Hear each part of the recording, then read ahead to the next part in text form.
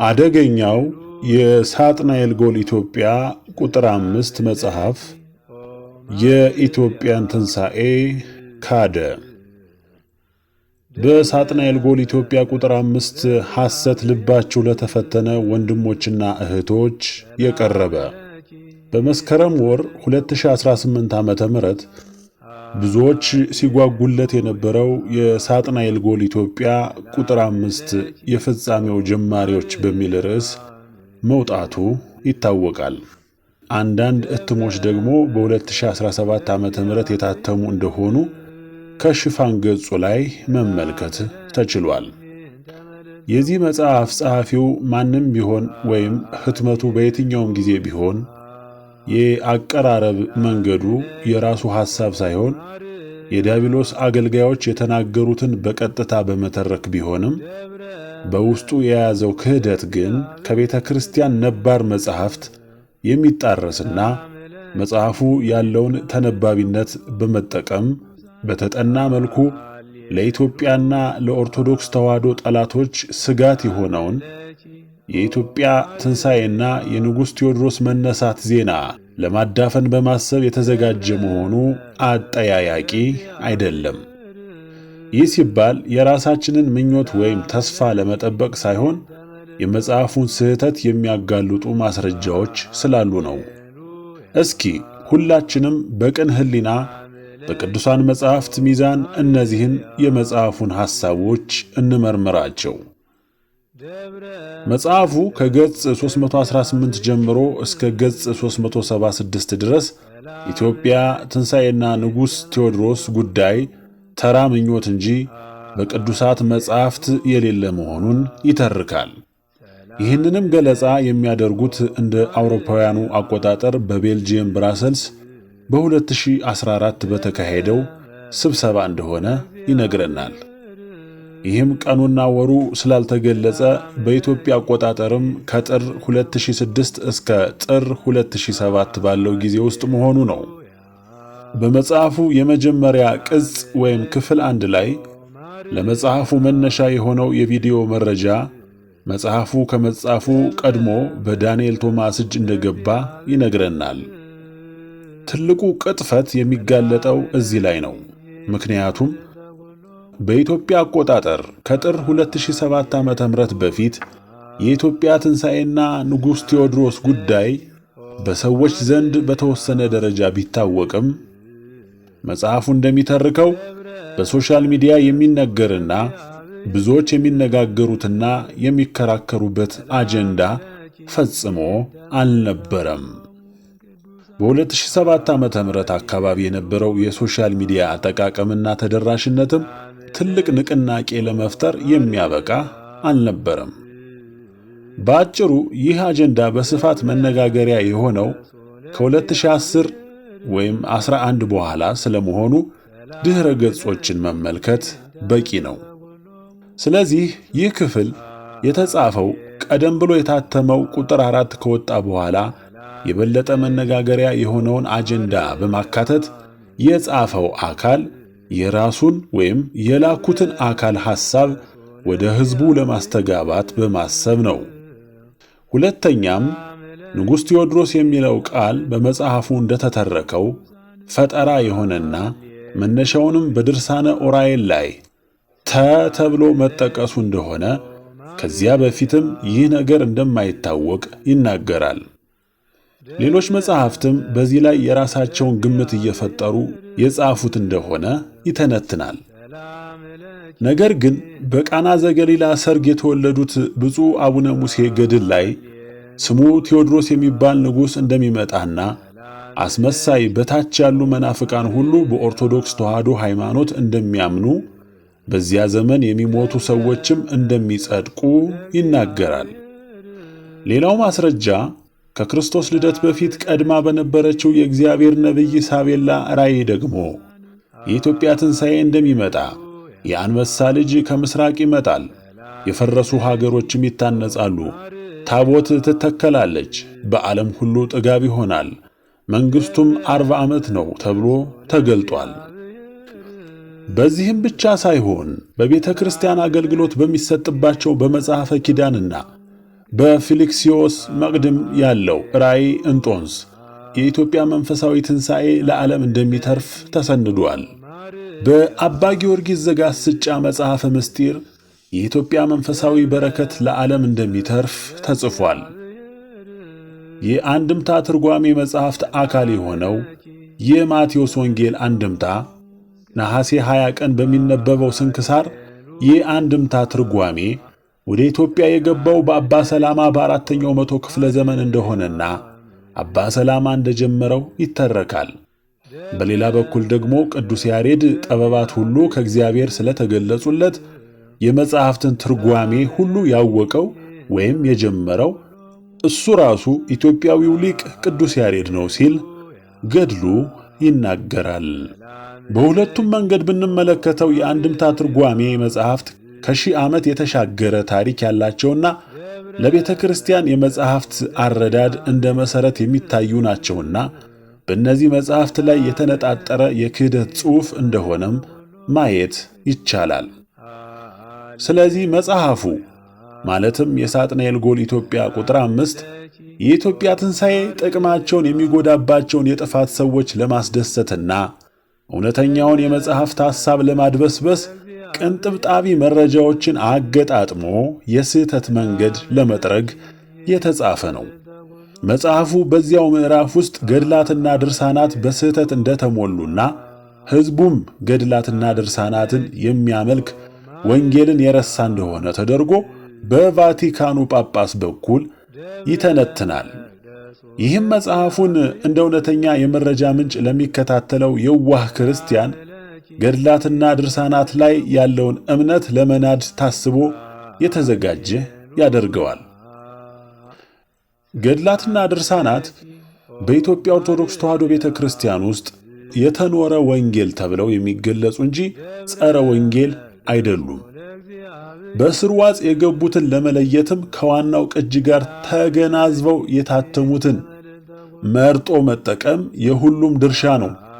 ገድላትና ድርሳናት ከመጽሐፍ ቅዱስ የማይጋጩ ይልቁንም መጽሐፍ ቅዱስን የሚያብራሩና በተግባር የሚገልጡ ስለመሆናቸው በማኅበረ ቅዱሳን ድኅረ ገጽ በ2004 የተጻፈውን መመልከት ይቻላል። ጽሑፉ እንዲህ ይላል። የድርሳንና የገድል ልዩነት ምንድን ነው? በእርግጥ ገድላትና ድርሳናት በቤተ ክርስቲያን የማይነሱበት ጊዜ የለም። የኑሯቸውን ፍሬ እየተመለከታችሁ በእምነት ምሰሏቸው እንዳለ ዕብራውያን ምዕራፍ 13 ከቁጥር 7 እንደተባለው በሃይማኖትና በምግባር ለመጠንከር ገድለ ቅዱሳንን የያዙ መጽሐፍትን እናነባለን፣ እንጸልይባቸዋለን። የቅዱሳን መላእክትንም ጠባቂነት፣ የሊቃውንትን ተግሳጽ፣ ትርጓሜና ምክር፣ የዕለተ ሰንበትን ክብርና የኢየሱስ ክርስቶስን የቤዛነት ሥራ የሚናገሩ ድርሳናትን ሁል ጊዜ እናነባለን፣ እናደርሳለን።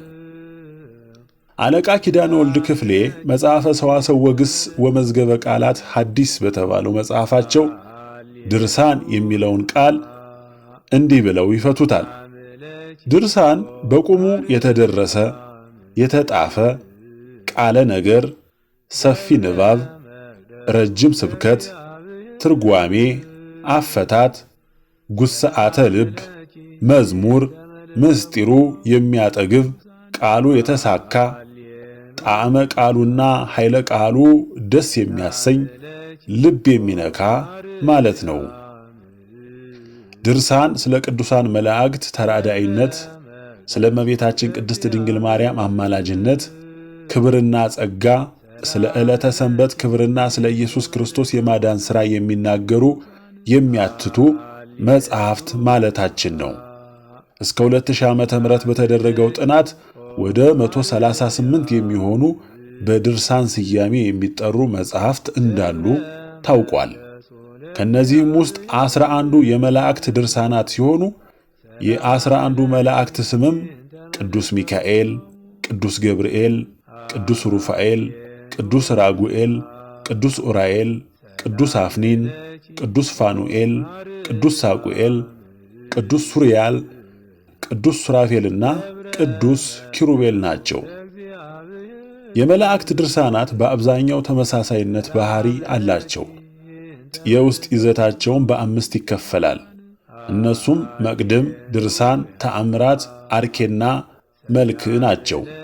ከነዚህ ክፍሎች ውስጥ ድርሳን የምንለው የባለ ድርሳኑን መልአክ ግብር፣ በፈጣሪው ዘንድ ያለውን ሞገስ፣ የሰራቸውን ተአምራት ከመጽሐፍ ቅዱስና ከሌሎች ቅዱሳት መጻሕፍት ጋር እያጣቀሰ የሚያብራራ ክፍል ነው። በአጠቃላይ ድርሳንን በ4 መክፈል ይቻላል። አንደኛ ድርሳነ መላእክት የሚባለው ድርሳነ ሚካኤል፣ ድርሳነ ገብርኤልን የመሳሰሉትን ነው። ሁለተኛ ድርሳነ ሰንበት፣ ስለ ዕለተ ሰንበት ክብር የሚያብራራ መጽሐፈ ድርሳነ መስቀል። ሁለተኛ ድርሳነ ሰንበት፣ ስለ ዕለተ ሰንበት ክብር የሚያብራራ መጽሐፈ ድርሳነ መስቀል ደግሞ የመስቀሉን ታሪክና አመጣጥ ይተርካል። ሦስተኛ ድርሳነ ሊቃውንት ደግሞ የነ ቅዱስ አትናቴዎስ የነ ቅዱስ ኤፍሬም ድርሳን የሚባለው ነው። ድርሳን ዘቅዱስ ዮሐንስ አፈወርቅ፣ ድርሳን ዘቅዱስ ቄርሎስንም ያጠቃልላል። አራተኛ ድርሳነ ማህያዊና ድርሳነ መድኃኔ ዓለም የመሳሰሉት ድርሳናት የኢየሱስ ክርስቶስን ጸዋትወ መከራ የሚያዘክሩ ድርሳናት ናቸው። ገድል ማለት ደግሞ በቁሙ ትግል፣ ፈተና፣ ውጊያ፣ ሰልፍ፣ ድልና አክሊል እስኪገኝ ድረስ የሚደክሙት ድካም፣ የሚሰሩት ሥራ፣ የሚቀበሉት መከራ ማለት ነው ሲሉ ደስታ ተክለወልድ በመዝገበ ቃላት ፍቻቸው አስቀምጠውታል። አለቃ ኪዳነ ወልድ ክፍሌም ገድል ማለት ጻድቃንና ሰማዕታት በሕይወት ዘመናቸው እያሉ የሰሩትን ሥራ የሚናገር መጽሐፍ እንደሆነ አብራርተዋል። የገድል መጽሐፍት ጻድቃን፣ ሰማዕታት፣ ሊቃውንተ ቤተ ክርስቲያን ትእዛዘ እግዚአብሔር እንዲከበር፣ ሥርዓተ ቤተ ክርስቲያን እንዲጠበቅ፣ ከአላውያን ነገሥታት፣ ከቢጸ ሐሳውያን፣ ከጠላት ዲያብሎስና ከፈቃደ ሥጋ ጋር ያደረጉትን ተጋድሎ የሚያወሱ መጽሐፍት ናቸው። ሃይማኖታቸው በኑሯቸው እንዴት እንደተገለጠ የሚያሳዩን የሕይወታቸው መስታወቶች ናቸው። ስለዚህ ገድል ስንል የቅዱሳን ታሪክ፣ ተአምራት፣ ቃል ኪዳንና መልእክት የያዘ መጽሐፍ ነው። ይህ እንዲህ ይሆናል ይቻላል ተብሎ የተነገረው ቃል በእውነት የሚኖር በቃልና በሥራም የሚገለጥ እንደሆነ የምናየው በቅዱሳን ገድል ነው። ገድል መጽሐፍ ቅዱሳዊ መሠረት አለው። ራሱ የሐዋርያት ሥራ የምንለው የመጽሐፍ ቅዱስ ክፍል የሐዋርያትን ግብር፣ ሥራ፣ ገድልና ዜና የሚያስረዳ መጽሐፍ ነው። ከብሉይ ኪዳንም መጽሐፈ ጦቢት፣ መጽሐፈ አስቴር፣ መጽሐፈ ሶስና የመሳሰሉት በሰዎቹ ኑሮ የተገለጠውን የእምነታቸውን ፍሬ የሚያሳዩ የገድል መጽሐፍት ናቸው። ገድላት በ3 ይከፈላሉ። እነሱም አንደኛ ገድለ ሰማዕታት፣ ለምሳሌ ገድለ ቅዱስ ጊዮርጊስ፣ ገድለ ቅዱስ ፋሲለደስ፣ ገድለ ቅድስት ኢየሉጣ። ሁለተኛ ገድለ ሐዋርያት፣ በአንድነት የተሰበሰቡ የሐዋርያት አገልግሎት፣ ተአምራት፣ መከራ የያዙ መጻሕፍት። ሦስተኛ ገድለ ጻድቃን፣ ገድለ አቡነ ተክለ ሃይማኖት፣ ገድለ ገብረ መንፈስ ቅዱስና የመሳሰሉትን ነው። ለማጠቃለል ያክል ድርሳን ሲባል የመላእክትን ግብር፣ በፈጣሪያቸው ዘንድ ያላቸውን ሞገስና የሰሯቸውን ገቢረ ተአምራት እየዘረዘሩ የሚናገሩ፣ ስለ ዕለተ ሰንበትና ቅዱስ መስቀል ክብር የሚያስረዱ ድርሳነ ሰንበትንና የድርሳነ መስቀል፣ የመጽሐፍት ትርጓሜ ምክርና ተግሳጽ እንዲሁም ርትዕት የሆነችውን ሃይማኖት የመሰከሩበት የሊቃውንት መጽሐፍት፣ በመጨረሻም የኢየሱስ ክርስቶስን ጸዋትወ መከራ የሚያስታውሱ እንደነ ድርሳነ ማህያዊ ያሉት መጽሐፍት በድርሳን ስር ይጠቃለላሉ። ገድል ደግሞ ለተግሳጽ ልብንም ለማቅናት በጽድቅም ላለው ጥበብ የቅዱሳንን መከራ፣ ተጋድሎ፣ ተአምራትና ቃል ኪዳን የያዙ የቤተ ክርስቲያን ሕያውነት የሚገለጥባቸው መጽሐፍት ናቸው። ድርሳናትም ሆኑ ገድላት ከመጽሐፍ ቅዱስ ጋር የማይጋጩ፣ መጽሐፍ ቅዱስን የሚያብራሩ፣ የሚተረጉሙና የሚተነትኑ መጻሕፍት ናቸው። በተጨማሪም ገድላት 3 አበይት ጠቀሜታዎች ወይም ዓላማዎች አሏቸው። አንደኛውና ዋናው የክርስቶስን ክብር መግለጥ ነው። ሁለተኛው ለምዕመናን ትምህርት ነው። ሦስተኛው ደግሞ ለቅዱሳኑ ተዝካር መታሰቢያ ይሆን ዘንድ ነው። አንደኛ ክርስቶስን ለመግለጥ። በአጭር ቋንቋ በገድላት የክርስቶስ ክብር ይገለጥባቸዋል እንጂ ገድሉ የተነገረለት ቅዱስ ብቻ ክብር አይደለም። አመ ይመጽእ ይሴብሃ በቅዱሳኒሁ ወይተአኮት በእለ የአመኑ ቦቱ። በቅዱሳኑ ይገለጽ ዘንድ በሚያምኑበትም ይመሰገን ዘንድ በመጣ ጊዜ በዚያች ቀን ስለ እናንተ የመሰከርነው ምስክርነታችን ይታመንልናል። በእውነት ሰማዕት የዚህችን ዓለም ጣዕም ናቁ፣ ስለ ንጉሥ ክርስቶስም ደማቸውን አፈሰሱ፣ ስለ መንግሥተ ሰማያትም መሪር ሞትን ታገሱ እንዳለ ኤፍሬም ሶርያዊ በውዳሴ ማርያም የሆኑትን ሁሉ ስለ ክርስቶስ እምነት ሆኑ። ሁለተኛ ለምዕመናን መማሪያ፣ ለቅዱሳን መዘከሪያ። ቅዱሳት ገድላት ማኅቶተ ወንጌል ወይም የወንጌል ብርሃኗ ይባላሉ። በጥጥ የተያዘ ዘይት ሥራው የሚታወቅ እሳት ሲነድበትና ሲያበራ እንደሆነ ቅድስት ወንጌልም ጽኑ፣ ታገሱ፣ መከራን ቻሉ፣ አክሊል ትቀዳጃላችሁ እያለች ስታስተምር፣ ቅዱሳት ገድላት ደግሞ ጸና፣ ታገሰ፣ መከራን ቻለ፣ አክሊል ተቀዳጀ እያሉ የትእዛዝ ወንጌልን ፍጻሜውን ለማየት የሚያበቁ ናቸው። ረዱ ጢሞቴዎስ ሁሌም የቅዱስ ጳውሎስን ገድል እያሰበ ይጸና ነበር። ስለ እርሱ መከራ የምቀበልለት ካለሁበት መከራ የተነሳ አላፍርም፣ ያመንኩትን አውቃለሁና በኢየሱስ ክርስቶስ ፍቅርና ሃይማኖት ጸንተህ ከእኔ ዘንድ የሰማኸው ያ የሕይወት ቃል አብነት ይሁንህ። አርበኛ በሚገባ ካልተዋጋ ምስጋና አይገባውም እያለ የራሱን ገድል እየጠቀሰ ጢሞቴዎስን እንዲጸና ይወተውተው ነበር። መጽሐፍተ ሐዲሳትን ማንበብ መማር መልካም ነው፣ ያስመሰግናል። ሐዋርያው ትምህርቱን የተከተሉትን አንተ ግን ትምህርቴን ተከትለሃል እያለ ያመሰግን ነበር። ትምህርቱን ያልተከተሉና የሸሹትን ግን በመጀመሪያ ስብከቴ የተባበረኝ የለም፣ ሁሉም ተውኝ እንጂ ይህንም እግዚአብሔር ይቅር ይበላቸው እያለ በስመ እግዚአብሔር ይገስጻቸው ነበር። ስለዚህ ትምህርቱን አምኖ መቀበል ደገኛ ነገር ነው፣ ሐዋርያትን ያስደስታቸዋል። ነገር ግን ትምህርት ብቻ በክርስቶስ በኩል አርበኛ አያደርግም። ይልቁኑ በተግባርም ሐዋርያትን እንድንመስል ያስፈልጋል። ለዚህም ሐዋርያው ትምህርቴን ተከትለሃል ካለ በኋላ ይቀጥልና ግብሬንም ይዘሃል፣ ባስተማርኩ ትምህርት ጸንተህ በፍቅር በትዕግስት በዝግታ ሆነህ በመሰደድ መከራን በመቀበል መስለኸኛል እያለ ይልቁኑ በመከራ ስለሚመስለው አብልጦ ያመሰግነዋል። ሐዋርያው ይቀጥልምና በአንጾኪያ በኢቆንያ በልስጥራን ያገኘኝን መከራ መሰደድንም እንደታገስኩ ታውቃለህ። በኢየሱስ ክርስቶስ ጽድቅ ሊድኑ የሚወዱ ሁሉ መከራን ይቀበላሉ ብሎ የገዛ ራሱን መከራና ተጋድሎውን መመሪያ አድርጎ ለጢሞቴዎስ ይተርክለታል። ስለዚህ የቅዱሳን ተጋድሎ ገድል ለሌሎች ምዕመናን መማሪያ መጽኛ ይሆናልና ከዚህ እናውቃለን።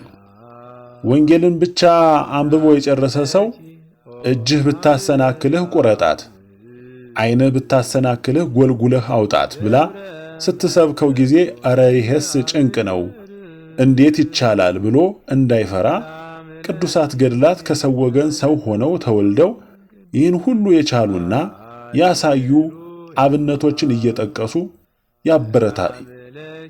የቻሉና ያሳዩ አብነቶችን እየጠቀሱ ያበረታሉ።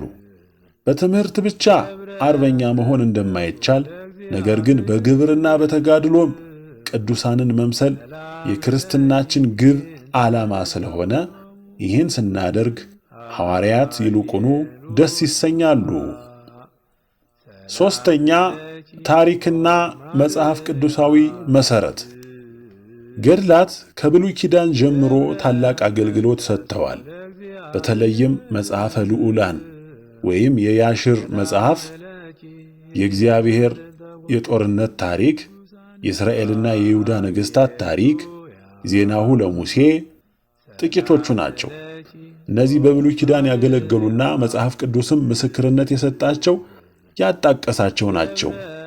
ጌታችን መድኃኒታችን ኢየሱስ ክርስቶስ ሰናይቲቱን ሐዲስ ኪዳን ከሠራ በኋላ የመጀመሪያውን የገድል መጽሐፍ የጻፈው ሐዋርያው ቅዱስ ሉቃስ ሲሆን የጻፈውም የገድል መጽሐፍ ቅዱሳንን ወንጌላዊ ተጋድሎንና ወንጌልን ስለ መስበክ ምክንያት የደረሰባቸውን መፈተን የሚያዘክረው ገድለ ሐዋርያት ወይም የሐዋርያት ሥራ የተባለውን ከአስራው ቅዱሳት አንዱ የሆነው መጽሐፍ ነው።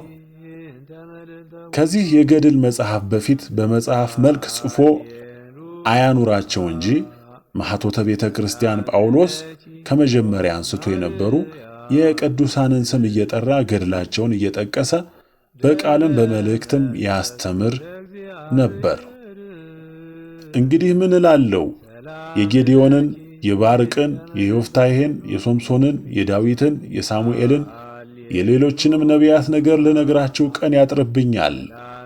በሃይማኖት የተጋደሉትን፣ ነገሥታትን ድል የነሱትን፣ ዋጋቸውን ያገኙትን፣ ትሩፋት የሠሩትን፣ ተስፋቸውን ያገኙትን፣ የአንበሶችን አፍ የዘጉትን፣ ዋይ እንስሳትን ያጠፉትን፣ ከጦር ስለት የዳኑትን፣ በመከራቸው የጸኑትን፣ በሰልፍ ጊዜ የበረቱትን፣ የጠላቶቻቸውን ጭፍራ ያሳደዱትን ነገር እንዳልነግራችሁ ቀን ያጥረኛል። ከመከራ እንዲድኑ አልወደዱምና የገረፏቸው፣ የዘበቱባቸው፣ አስረው ያጋዟቸውም አሉ። በመጋዝ የሰነጠቋቸው፣ በድንጋይ የደበደቧቸው፣ በሰይፍ ስለት የገደሏቸው አሉ። ማቅ፣ የተልባ እግር፣ የፍየል ሌጦ ለብሰው ዞሩ። ተጨነቁ፣ ተቸገሩ፣ መከራ ተቀበሉ፣ ተራቡ፣ ተጠሙ ይላል ቅዱስ ጳውሎስ በዕብራውያን ምዕራፍ 11። ብርሃነ ዓለም ቅዱስ ጳውሎስ እንዲህ እያለ በጠቅላላው እግዚአብሔርን ስለማመናቸው ምክንያት ቅዱሳን ላይ የደረሰባቸውን መከራ እና የቻሉትን መቻል ካዘከረ በኋላ ገድላቸውን እያሰብን እንድንማርበትና እኛም አሰረ ፍኖታቸውን እንድንከተል ቀጥሎ ስለዚህም እንደ ደመና የሚከቡን እነዚህ ሁሉ ምስክሮች ያሉን እኛ የኀጢአትን ትብታብና ሸክም አውርደን እንጣል፣ ሃይማኖት ወደሚያስገኝልን ወደሚጠብቅልን ተስፋችን በትዕግሥት እንገስግስ ይለናል። ሐዋርያው የቅዱሳኑን ገድል አስፋፍቶና አጥልቆ አልጻፈልንም። በጻፈም በወደደ ነበር። ያልጻፈበት ምክንያቱ ስለ 3 ነው። አንደኛው ከአቤል የጀመረ ነውና የእነዚህ ታሪካቸው በመጽሐፍተ ነገሥት ቀዳማዊ ካልዕ፣ በዜና መዋዕል፣ በሳሙኤል መጽሐፍት፣ በሄኖክ፣ በኩፋሌና በሌሎችም ብሉያት ዝርዝር የተዳሰሰ ስለነበር ጠቅሶ ብቻ ለንባባቸው መተው ነው። ሁለተኛው እርሱ በሰበከበት መዋዕለ ስብከት ቤተ ክርስቲያን ያልተረጋጋች፣ በሩጫና በስደት ላይ ያለች፣ ክርስቲያኖቿን በሰላም ተሰብስበው የሚጸልዩበት መርጊያ ቦታ እንኳን ያልነበራቸውና በየጥጋ ጥጉ በየዱሩ የሚያድሩ በዓላውያን እየታደኑ የሚገደሉ ስለነበር እነርሱን በሐዲሱ እምነታቸው የማጽናቱ ተግባር ቅድሚያ ይሰጠው ስለነበር ነው። ሦስተኛም ውሻ ወደ ትፋቱ እንዲመለስ በሐዋርያት ከሕዝብም ከአሕዛብም ከሚጨመሩት አዳዲስ ክርስቲያኖች ብዙዎች ቀድሞ ወደ ነበረ ልማዳቸው እየተመለሱ አይሁድ ኦሪታቸውን፣ አሕዛብ ጣዖታቸውን፣ ጽርዕም ጥበብ ፍልስፍናቸውን እየናፈቁ ስላስቸገሩ የቃል ሥጋ ኮነን ነገር አበርትቶ መናገሩ ላይ ስለተጠመደና ይህም ቅድሚያ ይሰጠው ስለነበረ ነው። ሐዋርያው ግን አሁንም ቅዱሳንን እንድናስብና እነርሱን እንድንመስል አበክሮ በማስተማር በኋላ ዘመን የቅዱሳን ሰዎች ገድል እየተነገረ ክርስቲያኖች እንዲበረቱበት መሠረቱን ጥሏል። ተዘከሩ መኳንንቲክሙ ዘነገረክሙ ቃለ እግዚአብሔር ወእንዘ ትሬዩ ሰናየ ግዕዞሙ ተመሰሉ በሃይማኖቶሙ። የእግዚአብሔርን ቃል የነገሯችሁን ዋኖቻችሁን አስቡ፣ የሕይወታቸውን ፍሬ እየተመለከታችሁ በሃይማኖታችሁ እነርሱን ምሰሉ ይላል። የቀደሙ ክርስቲያኖችን ሕይወት ማጥናትና እነርሱን መምሰል በክርስትና ውስጥ እጅግ አስፈላጊ ልማድ ነው። ምክንያቱም እነርሱን መምሰል ማለት ሊቁ ካህናችን ክርስቶስን መምሰል ስለሆነ። ተመሰሉ፣ እኔ ክርስቶስን እንደምመስል እኔን ምሰሉ ብሎ ሐዋርያው ሰብኮናል። ታዲያ ዋኖቻችን ቅዱሳንን ለማሰብ የሕይወታቸውንም ፍሬ አይተን በሃይማኖታችን እነርሱን ለመምሰል ሁለት ነገሮች ያስፈልጉናል። የቅዱሳንን ነገር እያስታወሱ የሚያስተምሩን መምህራንና ገድላቸውን የመዘገቡ መጻሕፍት። የቅዱሳን ገድል በመከራ ውስጥ የመጽናትና በጭንቅ ውስጥ የመታገስ በኢየሱስ ክርስቶስ እምነት የመጽናትና አላውያንና መናፍቃንን እምብኝ ለክርስቶስ የማለት ታሪክ ነው። አዘውትሮ ይህን የሚያነብና የሚሰማ ክርስቲያን በመከራ ውስጥ የመቻልና በፈተና ውስጥ የመታገስን ስብዕና ገንዘብ ስለሚያደርግ ክርስትናው የምትደነቅ ትሆንለታለች። በመጨረሻም በመጽሐፉ አንድ አጠራጣሪ ጉዳይ እናንሳ። ይኸውም በመጽሐፉ ቁጥር 4 መዝጊያ ላይ ይህ የመጨረሻ ክፍል ይሆናል ተብሎ ታስቦ እንደነበረና የሚቀሩት የጥቂት ተሰብሳቢዎች የዝግጅት ገለጻና የንግሥቲቱና የጳጳሱ ንግግር እንደነበረ እንዲሁም 5ኛው ክፍል በጣም በቅርቡ እንደሚወጣ ጽፎ ነበረ። ነገር ግን የመጽሐፉ 5ኛ ክፍል ከ5 ዓመት በኋላ ሲወጣ የተሰብሳቢዎች ጥያቄና መልስ በተለይም ያላለቀ ትልቅ አጀንዳ የሆነው የኢትዮጵያ ትንሣኤ ጉዳይ በስፋት የተዳሰሰበት መሆኑ የጸሐፊው ወይም የሌሎች አካላት ልብ ወለዳዊ ፈጠራ ሊሆን እንደሚችል ትልቅ ማሳያ ነው። በክፍል 5 መዝጊያ ላይም የቪዲዮ መረጃው ተተርኮ ቢጠናቀቅም በሌሎች ክፍሎች ያልተጠቀሰ የሰነድ ማስረጃዎች ወደፊት እንደሚተረኩ ተደርጎ መቅረቡ ጸሐፊው ወይም የሚያዙት አካላት በአስፈላጊው ሰዓት የሚፈልጉትን የፈጠራ ሐሳብ በተገኙት የጽሑፍ ሰነዶች ውስጥ እንደቀረበ አድርገው ሰውን ለማሳመን የታቀደበት ስለመሆኑ የመጽሐፉ አለመጠናቀቅ ዋና ማሳያ ነው። ራሳችሁን ጠብቁ የሁል ጊዜ መልእክታችን ነው። ይቆየን። ሃሌሉያ ሰላም ለኪ ኦ ማርያም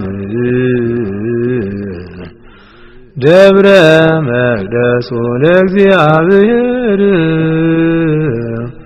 ሰላም ለኪ እንተ መልዕልተ ኩሎሙ ቅዱሳን። በስመ አብ ወወልድ ወመንፈስ ቅዱስ አሃዱ አምላክ አሜን። እነሆ የማርያም መንገድ ማምለጫ መዳኛ ለአዳም ዘር በሙሉ። የእግዚአብሔር አንድነት ፍቅር የእመቤታችን ቅድስት ድንግል ማርያም አማላጅነት ከሁላችሁ ጋር ይሁን እያልን የማርያም መንገድ የተሰኘ አዲስ መንፈሳዊ ሚዲያ ይዘን ቀርበናል። በዚህ መንፈሳዊ ሚዲያ አብ ወልድ መንፈስ ቅዱስ ያዘጋጁት እምዬ ቅድስት ድንግል ማርያም የባረከችው የሥጋና የነፍስ ምግብ የሆኑ ሀለወተ እግዚአብሔር፣ ትምህርተ ሃይማኖት፣ ክብረ ድንግል ማርያም፣ ዝክረ ቅዱሳን፣ ገድለ ቅዱሳን፣ የኢትዮጵያ ኦርቶዶክስ ተዋሕዶ ቤተ ክርስቲያን ታሪክ፣ ሥርዓተ ቤተ ክርስቲያን፣ የሀገራችን ቅድስት ኢትዮጵያን ታሪክ፣ የኢትዮጵያ ነገሥታትና የጀግኖች አርበኞች ታሪክ እንዲሁም መንፈሳዊ ዘጋቢ ፊልም ያገኙበታል። የማርያም መንገድ ማለት መዳኛ ወይም ማምለጫ ማለት ሲሆን ትውልዱ ስለ ኦርቶዶክስ ተዋሕዶ ቤተ ክርስቲያንና ሀገረ እግዚአብሔር ሀገረ ማርያም ተብላ ስለምትጠራው ቅድስት ኢትዮጵያ ታሪኳንና ማንነቷን እንዲያውቅ አውቆም የራሱን ቅዱስ የሆነ ታሪክ እንዲሰራ ለማስቻል የሚሰራ ኢትዮጵያዊ ቀለም፣ ኢትዮጵያዊ አሻራ ያለው ሚዲያ ነው። በውኑ ኢትዮጵያዊ መልኩን ወይስ ነብር ዥንጉርጉርነቱን ይለውጥ ዘንድ ይችላልን? በዚያን ጊዜ ክፋትን የለመዳችሁ እናንተ ደግሞ በጎ ለማድረግ ትችላላችሁ። ትንቢተ ኤርምያስ ምዕራፍ 13 ከቁጥር 23። ይህንን መንፈሳዊ ሚዲያ ለመደገፍ ሼር፣ ላይክ፣ ሰብስክራይብ ያድርጉ። እናመሰግናለን። እነሆ ከዛሬ ጀምሮ ትውልድ ሁሉ ብፅዕት ይሉኛል። የሉቃስ ወንጌል ምዕራፍ 1 ከቁጥር 48። ሰላም ለኪ እንተ መልዕልተ ኩሎሙ ቅዱሳን